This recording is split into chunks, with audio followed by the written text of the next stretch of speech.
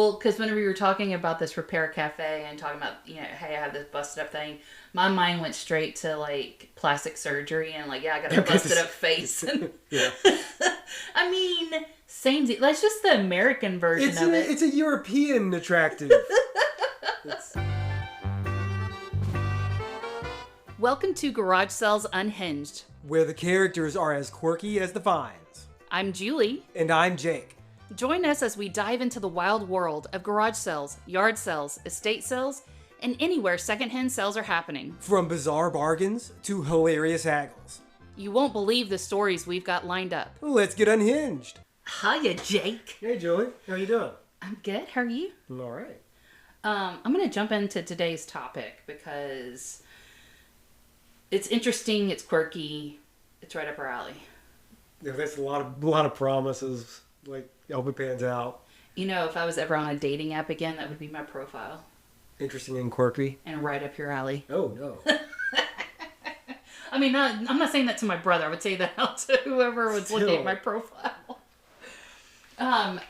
Okay, so I came across this article through CMO Today from the Wall Street Journal. It linked to an article in Glossy, which is it's an online journalism publication, I guess. But the headline is How Tech Resale Company Back Market is Tapping into Fashion Trends. Okay. So are you familiar with Back Market? I'm not. What is that? Yeah, me neither. Back Market is a French company, and it's a household name in Europe, but they resell secondhand tech.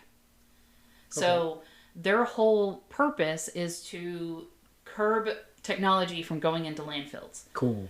And if you are any type of adult, you probably know that, you send a VCR player to a landfill, there's a lot of chemicals in it, there's little screws, there's tiny pieces to it. It does not break down. It's not biodegradable. And so it's just going to live on Earth forever and ever and ever and ever. For some reason, I mean, I really like your choice of a VCR player as an example there. I mean, that's valid, totally valid. But like our modern stuff might be even worse. There's all sorts of harmful materials in any old smartphone, any old tablet. It's filled with really, really bad stuff that, it goes to a landfill. Microplastics. It eventually gets down to a river basin or something like that. Yeah. Well, let's bring this right home. Like microplastics and testicles. Like nobody needs that. No. It's not going to impact me because I don't have testicles. Well, sure. No. Yeah. So reading this article, Back Market is trying to come into the U.S. market. Okay. Which is great. And I went to their website. They have some interesting items. They also sell like household appliances, vacuums, blenders. And I'm going, how many times you're like, I need to get a vacuum. Vacuums are expensive. They are. Yeah. And going to Back Market, they have, now I don't know what the shipping cost is because like to ship something that is heavy like that probably comes in a big box. But essentially here's the thing, whenever I was looking at some of these stuff, some of their items, that if I wanted to purchase it, if I had secondhand tech I did not need to use anymore, let's say that I had an old cell phone, I could send it to them. I can fill out their form. I can take pictures of it, send it to them. They give me what they would send back, like, here's your offer if we bought this from you. Mm. And then they would take that amount and subtract it from the item that I want to purchase. Cool. Okay. So if you had a vacuum, if you have an old iPhone, if you have a bitchin' Nokia, those things, keep on holding those. Those are not going to ever get destroyed. They had Roomba robots. They had hair dryers, stuff like that.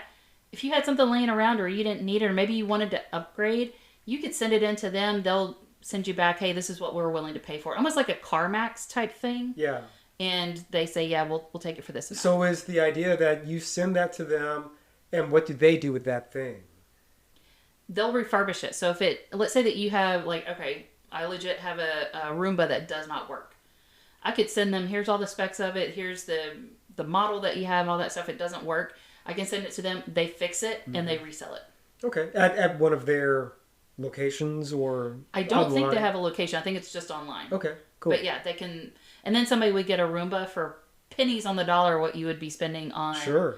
a new one. I've I've purchased refurbished vacuums before, and they I don't know that they last as long as a brand new one, but they can work as well. And yeah, for the money difference, it's kind of it makes sense. Yeah, it's really cool. So for Back Market, they're trying to break into the U.S. market. They had an event. So this article is written in early December of 2024. They had a party in Manhattan on December 5th, and they debuted a new collection of tech-inspired wearable accessories. So what they did is that they took like, say like the old Walkman, like container, like the ones that you would wear on your hip. You remember those? You mean a cassette player? No, you remember the Walkman CD player? Oh yeah, yeah. Oh yeah, the great idea where like you clip it to your belt or whatever. Yeah. Like this music playing on a medium that was notorious for skipping. Yes. If you looked at it. Put this on your waist and then hit the track. It would almost be like getting a vinyl record player and putting it on the hip and be like, just don't move around with it. I'm gonna just strap on the sneakers here, some sweatbands, grab the old phonograph. Yeah. So what they did is they took a couple of these items and turned them into fashion accessories. They also teamed up with different influencers, invited them out to this event, had them wearing some of those accessories. I went to the website to see if I could actually, like, hey, what if I wanted to buy one of these fashion accessories? I didn't see it on the website. And I think they used this event, tied it in with fashion and secondhand tech as a way to make a splash into the U.S. market. And it did get quite a bit of media mentions and stuff like that. One of their influencers, I don't know if you know who Julia Fox is. I don't. She's interesting because I don't know why she's a celebrity. I think that's the case for just about any influencer now. Yeah. You look at me like, why? Well, like in some of her bylines, it's like celebrity and influencer, and I'm like, what's that mean? yeah, like why is she why? What that means? But she's wearing some of their stuff. She went to their party, but it was really interesting of how they used an idea like fashion, and also it's going to resonate with people that are also environmentally conscious. They don't want things going into a landfill. There is a second life for some of these things, and using fashion as a way to break into a new market, resonate with people that may also want to buy secondhand items, secondhand tech. I mean, I was looking at some of their smartphones. Okay. They sell newer smartphones. Now, these are all refurbished. You can also buy refurbished smartphones off of Amazon. But with I'm going to say probably the reputation that Back Market has, probably would be better buying it from Back Market because they are going to confirm that, yes, it's working properly and all that stuff. They're doing a little more diligence when it comes to the sourcing of these things. Well, the other thing is, too, I think their purpose whenever you go to their website is loud and clear of they are trying to save landfills from receiving technology pieces. Opposed to buying a third yacht or something like that. Yeah. Yeah. I mean, I'm still trying to work on my second yacht. But right. Anyway. But yeah, I thought it was just a really interesting way of fashion meets secondhand tech and trying to introduce a European company into the U.S. market. Well, it makes sense that a European company would, want to make that impression upon a U.S. market because, the reputation is it's very fashion forward and everything like that. But cool to incorporate some of these refurbished things into that to show that they not only still have utility to offer, but they can also be part of your lifestyle as you choose to define it. I think it's a smart play, and it's a good value for people that are into it. Well, and Back Market CMO, Joy Howard, I think she's American, and she joined the company in March of 2024. And which is interesting that a European company hires I'm going to assume an American CMO employee, but her background is in fashion. So she actually has worked at companies like Converse and Patagonia. And again, a lot of their stuff is about environmental friendly. We want to save things from landfills. But yeah, Joy was part of Patagonia's influential worn wear resale program. Okay. So at Patagonia, if you're done wearing an item, you can take it back to them, and I think it's the same type of process that they will give you, some type of monetary value for it that you can then go and buy new Patagonia stuff. Are you planning a garage sale, yard sale, or estate sale and need some help? Look no further than Garage Sale Supply. They provide top-notch resources and expert advice to help you host the perfect sale. From pricing tips to promotional strategies, they've got you covered. Visit GarageSaleSupply.com and make your next sale a success. This reminds me of something that I learned about not too long ago, and I want to do a little more digging into to be able to talk about it at length, but it's something called a repair cafe. It's a global thing, a repair cafe. Essentially, you've got something that's busted. Mm-hmm. You find a repair cafe, you take it there, and there's somebody there that's gone through enough training or has enough know-how to work on it. Now, they can't work on everything, obviously, but you can find a repair cafe that's got somebody that's got enough familiarity with your vacuum cleaner. Or they know enough about, they've done enough seam work that I've got this jacked up handbag or something like that. I know how to fix that. And so you take your stuff there. It's much more prevalent in Europe. Yes, it is. And they're trying to grow it more over here. Well, because whenever you were talking about this repair cafe and talking about, hey, I have this busted up thing, my mind went straight to like plastic surgery and like, I got a busted up face. Yeah. I mean, same. That's just the American version of it. It's a European attractive. But yeah, I just thought it was interesting. Of like, I think companies are making their purpose more relevant to the audience and timely, but also like how companies are integrating things that for most people you wouldn't think about fashion and secondhand tech in the same sentence. Yeah, that's true. And so the fact that hey, and maybe they just did it for this one event, that they created some pieces for influencers to wear at this party, but it's a nice entry into the U.S. market for back market, and hopefully more people are going to take notice of it and look at it as an option before they go out and purchase another phone. And honestly, so our oldest brother has a litter of children, and I'm sure they'll appreciate, I know they listen to every one of these, surely, but I'm sure they'll appreciate being referred to as such. I mean, I've always called them that. So. Who's their favorite aunt now? I don't care. It's still me. Funny. Yeah. But, for a family that has kids, multiple kids, or families, phones are expensive. Yeah. And if you go this route to go get a secondhand phone that you trust in the brand who's offering it, like you can get a smartphone for like $200. Yeah. And because somebody today was saying, I was talking to my hairdresser yesterday, and she said, how much do you think a new iPhone is? And I was like, I priced it out the other day. It's $1,200. Yikes. And I was like, and I could not bring myself to do that. No. So, it was especially when like one iPhone to the next, what do you get? A lot of money out of your account. Like seriously, like maybe it holds a little more information. Maybe the camera's a little bit better. Maybe the battery lasts a little bit longer. But is it really worth that? No. Well, so I was looking at the new iPhone, and one had, I don't even remember what it was, but let's say 16 gigabytes of memory, and the other one had 32 gigabytes of memory. It was something like that. And I was like, well, do I need the bigger one? And I looked at my current phone to see how much memory I had, and I was like, okay, well, I'm fine with 16 gig. I'm not running out of space, and also I pay to store things up in the cloud. And I was going, but I was so in my mind, I'm going, but I need the bigger one. You're conditioned to want to upgrade. Yeah. And also the whole reason that I was looking at it was because of Black Friday stuff. And I'm going, no, I don't need a new phone. I finally, like after 45 minutes of researching all these phones, I kind of took a step back and going, there is nothing wrong with my phone. I don't need another one. And I just put down the mouse. I don't need to go shopping for another phone. So. There's so much money tied up in trying to prevent that moment of clarity. Yeah. Yeah. Really. And like, I'm a seasoned marketer. You would think like, oh, I see through all this. No, I was suckered into it. Now, granted, I didn't hit the buy button, but like, I wasted 45 minutes of my life to come to reality of my phone is just fine.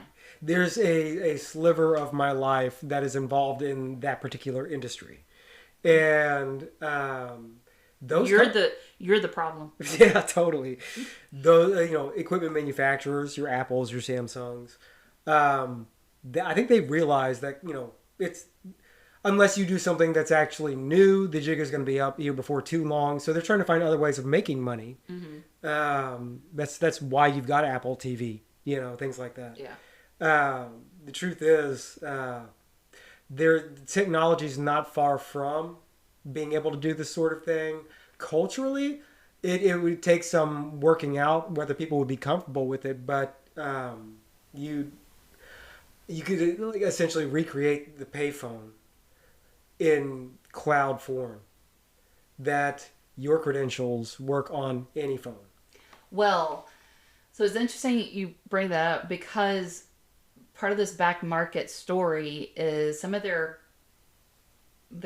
audience, the people that buy from them, are pushing back against new technology. They want the Nokia brick phones. Right. And you people are nuts for flip phones, man. Yeah. Well, and also like the Gen Alpha, they don't want to always be connected. Help me out. What is that? How old are you if you're in Gen Alpha? I don't know. Stop yelling at me. But so let's see. There's Gen X. You and I think you're the last year of Gen X. I'm the first year of millennial. No, I know. I think I'm like an older millennial. Okay, so we're right there on that cusp of the cool generation. We're not between old. Gen X the point is, we're not old. Yeah. And then after millennial, you have Gen Z, and then after Gen Z, you have Gen Alpha. Okay. And so I'm gonna say Gen Alpha is probably my nieces and nephews. Probably the people younger than that. But a lot of them are not really interested in being constantly connected 24/7. And part of it is, I think like they see, their parents being connected 24/7. And it's not a good thing. It's not. It's not. Also, I think they hear their parents going, back when I was your age, we didn't have all these fancy phones and we could get away with stuff. As a young kid, I'm like, that sounds real good. I think I'll go with the Nokia brick phone. Thank you very much. That's right, yeah. Also, like on a Nokia brick phone, there's no way for me to track you with it. Like, right. I can track.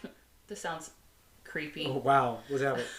But like, so I have air tags and different. I have it in my work backpack. So if I'm traveling and my backpack's no longer with me, I get pinged.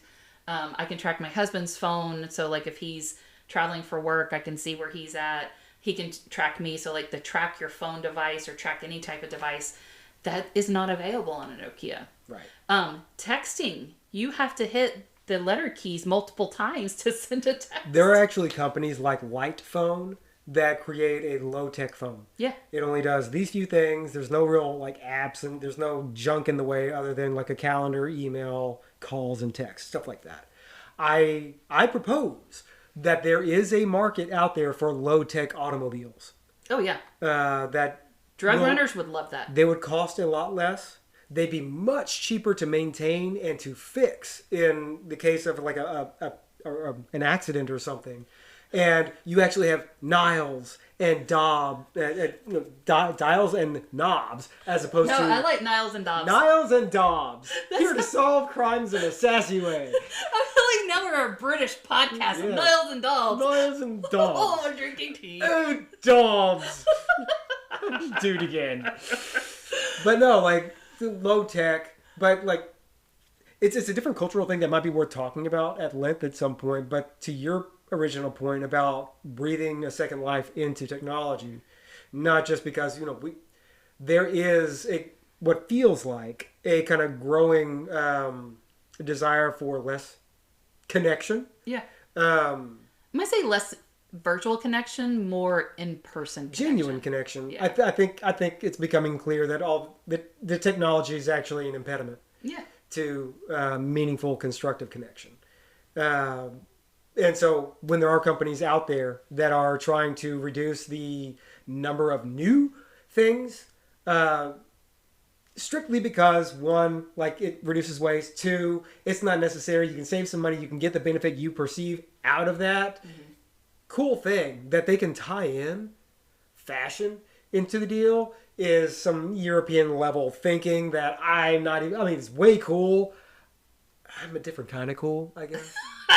No, you ain't. But anyway, I thought it was a really cool story, and also kudos to Back Market for thinking differently of how did they break into a market and make a splash as they're entering the U.S. market. So, Sacre bleu. Ooh, Niles on our next adventure of Niles and Dobbs. Anyway, that's this week's episode. Thanks, Julie. See you next time. Bye.